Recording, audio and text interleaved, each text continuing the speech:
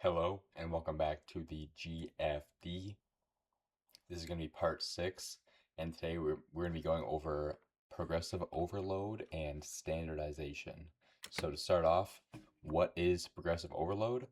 Progressive overload is essentially what is going to build all the muscle that you build, right? This is going to be the main driver behind building muscle. So, progressive overload is gradually increasing the level of challenge on your exercises over time to develop gains in terms of strength and muscle. Because obviously, if we are putting on strength, then we are putting on muscle because there has to be something that is allowing you to lift more so, and that is going to be muscle. And so, in order to kind of know what progressive overload is, we also kind of have to know how we can achieve it. So, progressive overload itself is a concept of just getting stronger, but actually getting stronger is a bit of a different thing. So, these are the ways that can be achieved. So, the first way here is in just doing more weight. So, let's say week one, you do 70 pounds for 8 reps, and then the next week, you're going to try and up the weight to 75, and you're going to be getting less repetitions because it's more weight, but then this will allow you to eventually develop this 75 for 6 up to 75 for 8 again. And that is when progress will be kind of guaranteed. Because at this point, these can kind of be potentially the same in terms of strength, but you up the weight and drop the repetitions in order to get the repetitions to catch back up in the future. And that is how progression is guaranteed. And then more repetitions, of course, you can do 70 pounds for 8. And then at the next week, you do 70 pounds for 9. Then, of course, you have gotten stronger. That is one more repetition. More sets. You do 70 pounds for 2 sets of 8 reps in the 1 week, and then the next week you do 70 pounds for 3 sets of 8 reps. You have done more volume with the same amount of weight, so therefore you have progressed. And another way here is going to be better technique. So I kind of put, for example, if you're doing 70 pounds for 8 reps of humping your dog versus 70 pounds for 8 clean reps, then you have progressed, right? Because your form has tightened up. You have made it so in the exercise that you were trying to do, you are actually putting the muscle more so to use with the same amount of repetitions, and therefore you have gotten stronger. And then another way here to, I kind of gave this its own slide because it's a bit more of a complicated thing, but this is another method of achieving progressive overload, and this is going to be something I recommend for everyone's training, and this is going to be the tempo. So tempo is essentially counting out the duration for each part of your rep in order to either keep every repetition the same or force the exercise to become more challenging. And this is kind of how we see our tempo here. So the first number, let's say we're doing a bench press, first number is the eccentric. So this is when you're coming down, you're trying to bench, you're coming down. That's the first number, the 4. So 4 seconds, 1, 2, 3, 4. Your second number is going to be a pause at the bottom. If that's a 0, whenever there's going to be a 0, it means just coming down and immediately pushing. And then the third number is going to be the concentric, which is going to be the pushing itself. And so if it's concentric, say you have a 2 second concentric, it can be any amount of seconds, of course, but let's say 2 second concentric, 1, 2, done. Fourth number is going to be a pause at the top. If it's a 1 second, it just means you hold it there briefly, quick pause, down, right? And so this is another method of progressive overload because let's say in 1 week you do 4, 0, 2, 1. And then the next week you have the same amount of weight on and you are doing the same amount of repetitions, but you do 4, 2, 4, 2, right? Then you have spent more time throughout each repetition enduring the weight of on the exercise that you've chosen.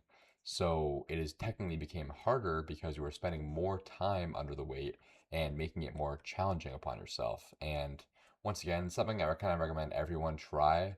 If you're not actually, you don't essentially have to use this, but just really controlling and feeling the weight out of your rep. But tempo is something I really enjoy, especially because I do more powerlifting stuff, and I find this tempo helps me develop my strength significantly. So yeah, and then this is kind of a method of kind of keeping all your training consistent. And this is going to be RIR or reps in reserve. So reps in reserve is a method of knowing when to finish your sets. It is as straightforward as it sounds, and it is how many repetitions you perceive to have been able to do when you finish your set. So let's say you know you've done 9 reps. and you know you could do one more, but you think maybe it's not in your best interest to do one more, right? But you were sure that you could do one more. Then you would call that set a 9 rep set with 1 rep in reserve because you know you could have done it, but you instead chose not to. And this can be a more advanced technique that requires the knowledge of knowing what true failure feels like physically. So I would recommend before anyone actually try to use this method here, I recommend training to failure more frequently to make yourself more capable of knowing how many reps you have in reserve, right? Because if you don't know what 0 reps feels like, how will you know how many you have left when you are choosing to finish your sets, right? Because you need to have that knowledge of what having 0 reps in reserve feels like in order to stop when you have one. And so a 0 hour set or a set to failure here is going to be physically taxing. It's still going to be very optimal for muscle growth, and it's good for reminding yourself, especially of what failure feels like. And these type of sets I recommend to use occasionally. And then 1 to 2 IR is going to be less physically taxing.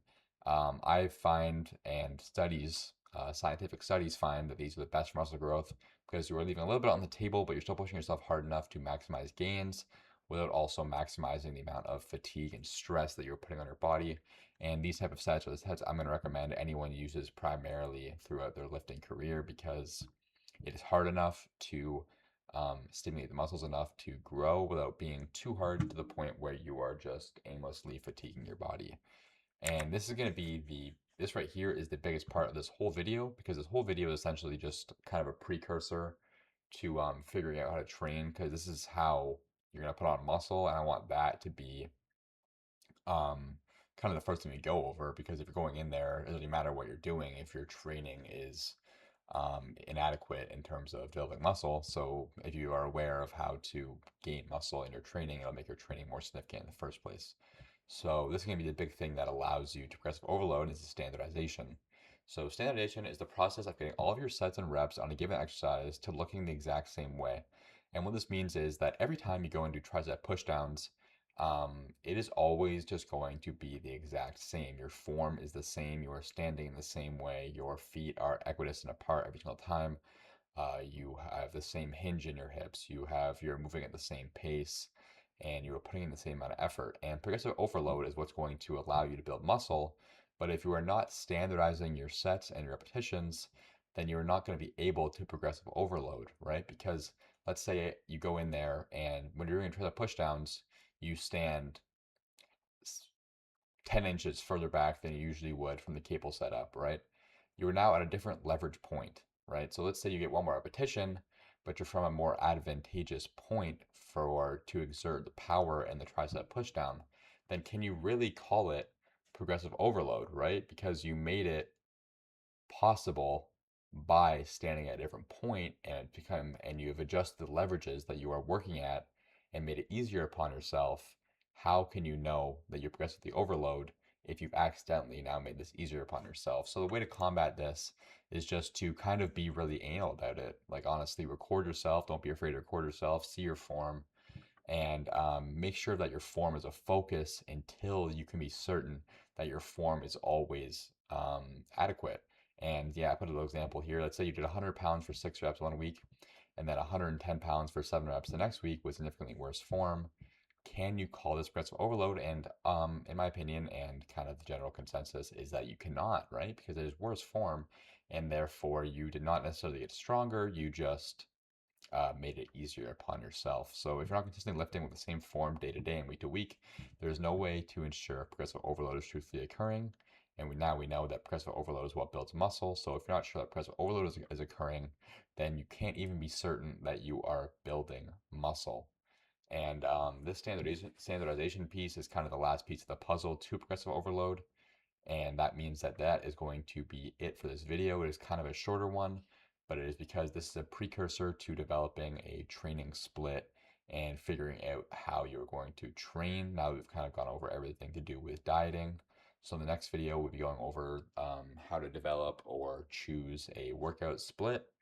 And for now, peace the hell out, and I'll talk to you guys all again within the next week. Thank you.